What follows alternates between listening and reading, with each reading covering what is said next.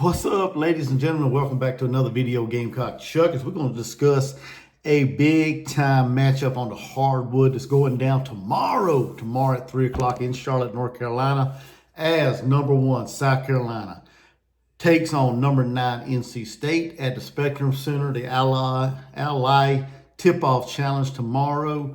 Going to be a great game, a top 10 matchup, a rematch of last year's Final Four between these two teams, which South Carolina got out of there with a victory, as everyone knows, en route to another national championship, an undefeated season, winning that game 78-59.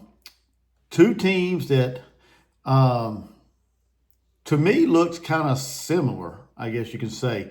We both have a veteran backcourt. South Carolina has Tahina Paopao, Raven Hollywood Johnson, Bree Hall, phenomenal players defensively, can hound you after the basketball, can get after you, can score from all phases, all levels on the court. All three of them can knock down three-pointers. All three of them can get to the rim, play, like I said, solid defense, of course, take care of the basketball, run the floor. All three of them, like I said, veteran presence there.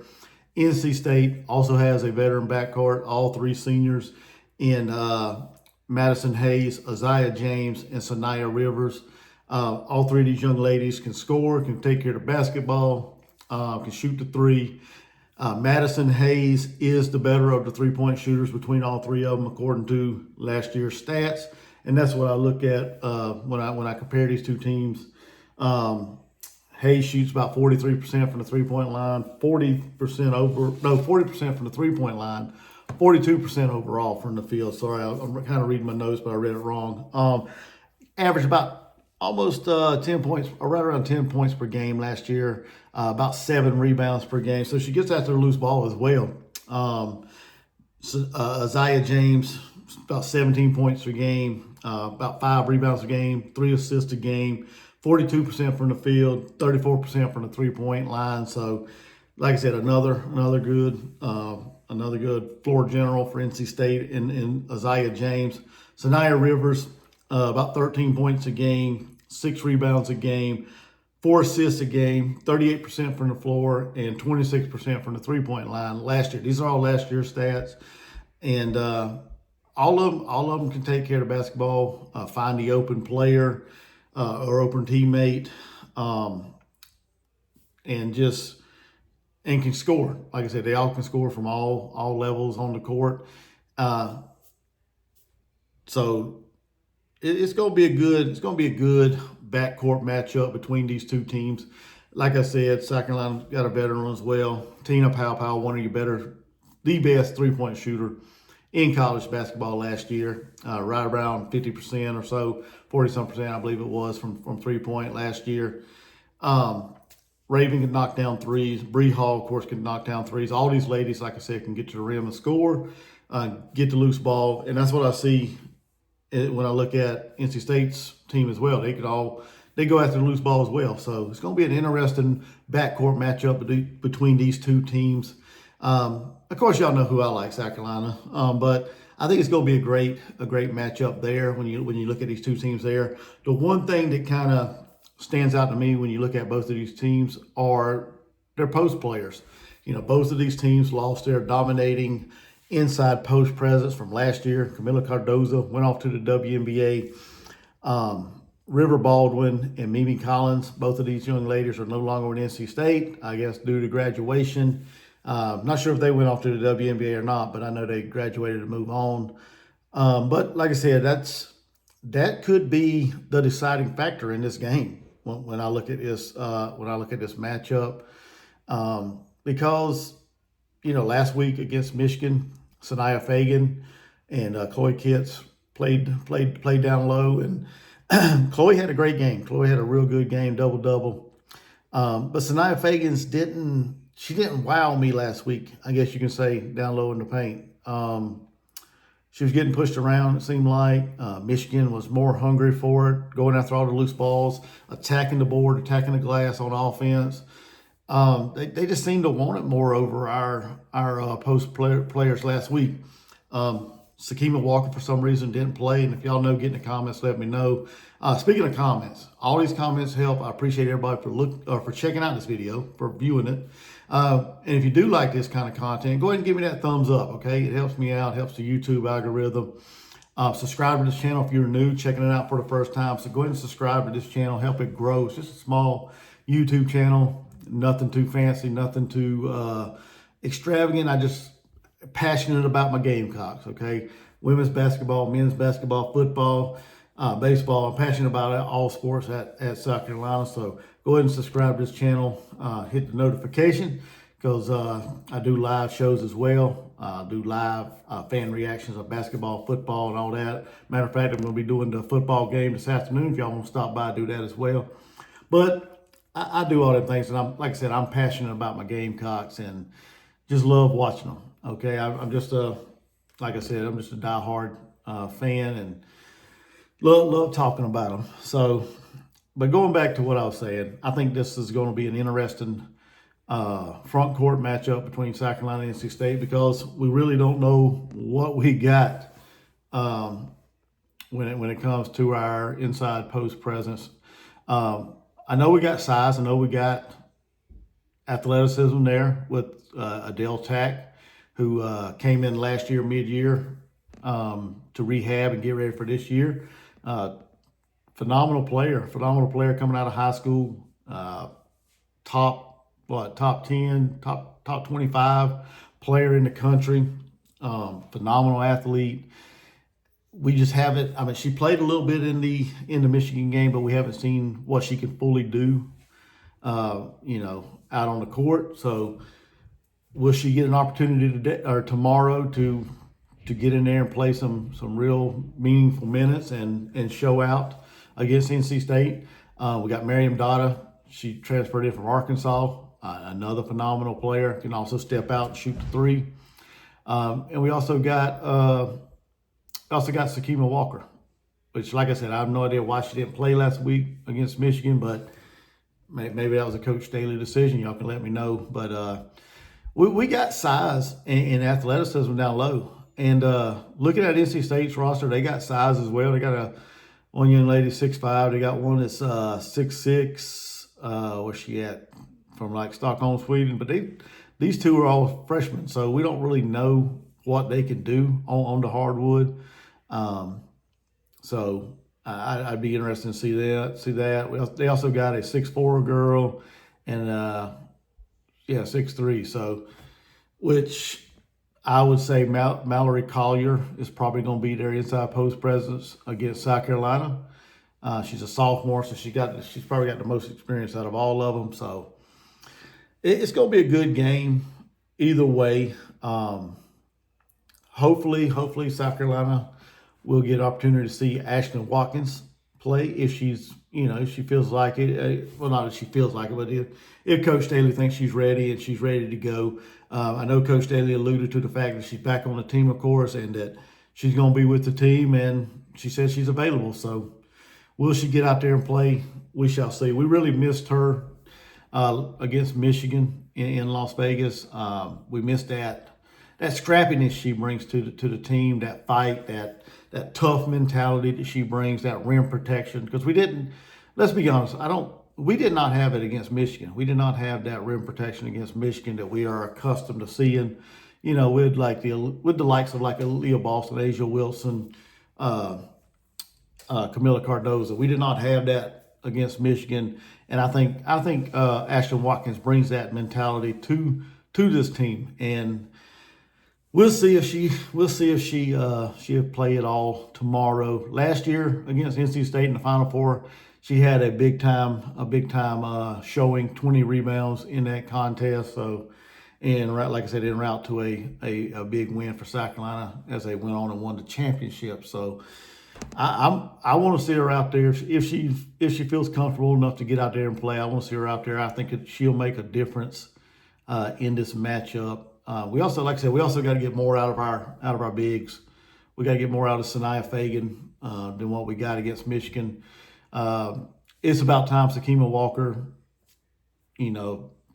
does something, comes out and plays a good game. I know Adele Tack's only a redshirt freshman, but I want to see her get out there and dominate as well. And I think this could be a game that they could do that. This could be like a breakout game for Adele Tack or Sakima Walker. So we shall see. Also, Sanaa Fagan could have a big game. Who knows? Who really knows? But looking at some statistics here, I was kind of, going through some defensive statistics and some field goal percentages and things like that of the two teams. Just kind of, I don't normally do this, but I feel like if I'm going to take this channel to the next level when it comes to talking about women's basketball, I'll probably need to dive a little more into statistics. The thing about this is not my full-time job. YouTube is not my full-time job. I work about 60 hours a week, so it's kind of hard for me to dive into numbers and research a whole lot of stuff because of the amount of time I put into work and family obligations and things like that. But looking at last year's stats between these two teams, assist to turnover ratio, South Carolina. This is all by D1 stats, so it could be a little different than what you guys are looking at. So if it is, let me know. But both of these two teams, well, this ain't right.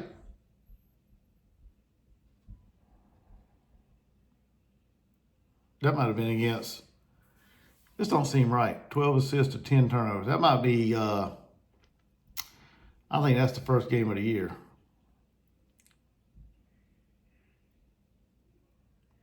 Yeah, these are the games. My bad. These are the games. This is through this year, the first game of the season. This is just year stats. Sorry, I thought I was looking at last year's stats, but I'm looking at this year's stats. See, I even wrote it down wrong. But just through one game. This is just a one-game snapshot. So we can take these and do whatever we want because it's just one game. This is just a sample size. But assist to turnover ratio, South Carolina had 12 assists to 10 turnovers. Right about 77th in the country right now at a 1.2 assist to turnover ratio. NC State had 8 assists, 14 turnovers, 0.57 turnover to assist ratio, 249th in the country. So they will give up the basketball. So as you can see, bench points, South Carolina had 29, NC State had 20 last week in the game they played.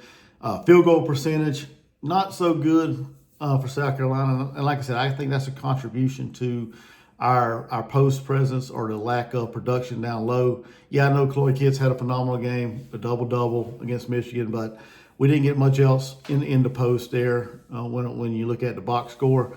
South Carolina shot 33% from the field. NC State against their opponent was, I think it was East Tennessee State. They shot around 48% from the floor. Field goal defense, both of these two teams are right there. They're a pretty solid field goal defensive team. South Carolina 31%, holding their opponent to 31% shooting. NC State 34%. Scoring defense, South Carolina 62.2 points per game. They gave up that to Michigan. NC State 55 points per game, which is what they gave up to East Tennessee State.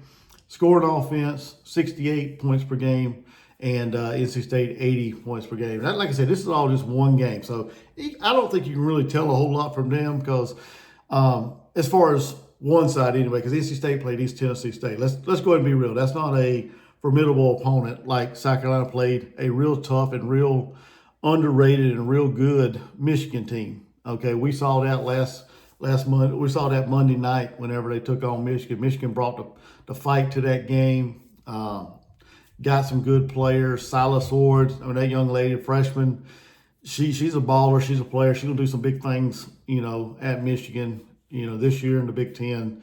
But they got a phenomenal team. Jordan Hobbs as well.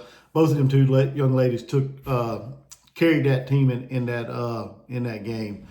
But like I said, you can't. One game, I don't think you can tell a whole lot there.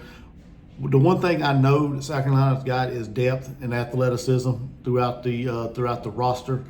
NC State, not so sure exactly what they have. I did not watch their game, so I do know, like I said, they got an experienced backcourt.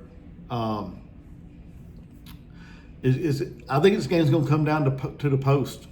I think so. I think whichever team gets the most from their post players is probably going to get out of there with the W.